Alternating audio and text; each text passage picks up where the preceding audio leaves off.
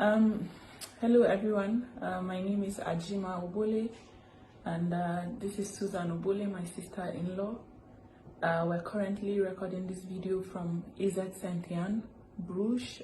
It's a general hospital in Brugge in Belgium. In 2017, I came to visit a doctor in this hospital because I had, my husband and I wanted to have a family, and after checks he said I had fibroids. And he would advise that I had a myomectomy. That's the surgery to take out the fibroids before we could begin to start trying to conceive. So we agreed, and in November of 2017, I went ahead and I had that surgery.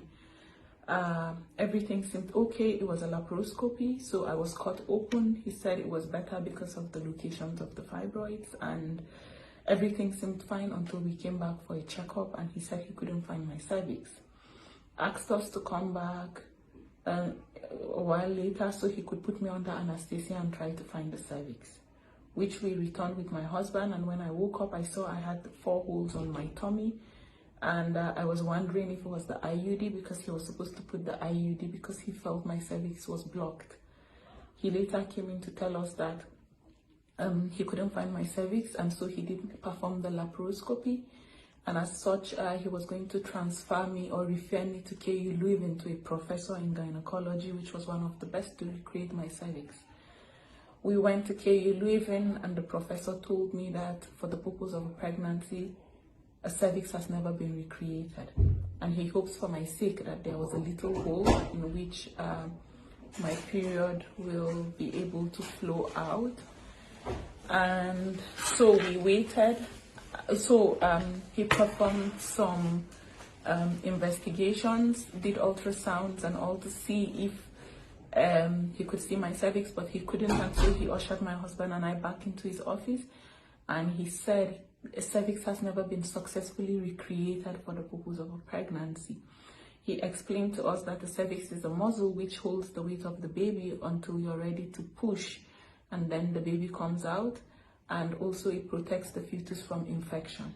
He then told me that I could not get pregnant naturally or artificially because the connection between the vagina and the uterus was gone. It was at that point we realized the intensity of the situation.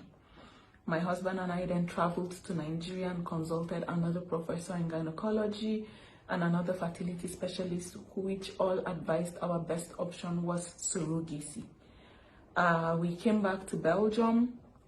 After returning back to Belgium, we had an appointment with another professor in the University of Ghent, who is a gynecologist but specializes in reconstructive surgeries. We saw him, and he offered to perform a surgery, but it was going to be 20% chance of success, and by success he meant to recreate a hole and not for the purpose of getting pregnant. If that was successful, then we would start to try to conceive, which I agreed, and I had a laparoscopy again somewhere in August in 2018. After the laparoscopy, a catheter was put for 10 days, and then we went back. He removed the catheter, and then we came back 2 weeks later for an IUD to be inserted. I was put under anesthesia, and by the time I woke up, his assistant came to inform us that the surgery wasn't successful. He was still in surgery, so he couldn't see us himself, and so he gave us an appointment in 2 weeks to discuss what I wanted to do, as also my body absorbing back my period wasn't good for my health. It can lead into some complications like endometriosis or probably even cancer of the blood. And so we left, and when we came back, he offered to try one more surgery, but I wasn't so sure as my body was exhausted, and I felt drained psychologically, physically, emotionally. After some thought, he told me to go and think about it and tell him what I wanted, and then we did, and then we came back, and I decided to have another surgery, which was somewhat successful as I began to have my period, but after a while it stopped again and I only was spotting. And at the point I had to decide my life was more important than cutting myself and twisting the hand of fate, because I wanted to get pregnant by all means. And so we started to research the process of surrogacy and what it took. We found out our best option was America, but then we couldn't afford it because it was expensive, between $150,000 to $200,000. And in Belgium, surrogacy is complicated. It's a gray zone, and hospitals make the law on who they should take as a surrogacy candidate and not. My sister-in-law here, who is Susan, was then coming to Belgium to study, and so she offered to be our surrogate. And because she was going to be, she was resident in Belgium, it was already easy for us, because for you to be a surrogate in Belgium, you have to be legally resident in Belgium. So when she came, again, we started to look for hospitals, but no hospital will take us. And we came back to Sint-Jan in Brugge, which my error was made. And after embryo creation and a week to the embryo being transferred in Susan, the hospital backed out and said they wouldn't be proceeding, and no reason was given. No reason was given, and so we transfer, which we did in the first week of February, and then we moved back to Belgium, and Susan gave birth to our beautiful baby girl Imani Obole Spital on the 15th of October this year, 2020, sorry. But listen to Susan's part of the story, it even gets messier. Hi everyone, my name is Susan Obole. I had the baby on the 15th of October 2020. I opted for a cesarean, and I was told I have to take an epidural because I wanted the general anesthesia, and they said, oh no, in Belgium you have to take the epidural, which is safest. So I reluctantly obliged, and I signed the consent form because I did not want any complication or anything to happen with the baby. So I went in to the theater, and I was administered the epidural, but in the process of the epidural, I felt pain on the left side of my back, and I kept telling the doctor, oh, I feel pain, and she kept telling me, oh, just be calm, I'm trying to get the good spot, and she kept twisting. I don't know what she was twisting, whether it was the needle or there was something else attached to it, but it felt like a round device or something, and she kept twisting, and she kept telling me, oh, just be calm. And at some point she actually found the point she claimed she was looking for, and I didn't feel the pain anymore. So the surgery was carried out, it was successful, but after I got back into the ward, the following day I was told the epidural pump had to be removed. So they removed the pump, and at about 8 o'clock I was able to sit. Everything seemed normal, but my legs were having spasms, but I was told it would wear off. And then later that day in the evening, it all went south, and I couldn't feel my legs anymore. A lot of doctors came. They had to look for a neurologist to come and check. She came and checked and said, I have to go for an MRI. I have had 4 MRIs already. The first 2, they said, oh, we didn't see anything. But the third one, they said I had to have a lumbar puncture. And I was taken for a lumbar puncture, and they came and said they saw a bacteria, but they don't know what the bacteria is. One of them even suggested, oh, maybe it's a disease from Africa, maybe tuberculosis or malaria or cerebral meningitis. And they carried out all the tests, and they didn't see anything in my system. So the question was, where did the bacteria come from? Was it in the process of administering the epidural, it entered my system as a result of them not scrubbing me very well? Or is it that the person who administered the epidural did not know her job? Or the instrument they used was not properly sterilized? And up till now, nobody has given me an answer. I have partial paralysis from my waist down. I can't poo on my own. I wear a diaper. I can't pee on my own. I have to use a catheter to take out the pee.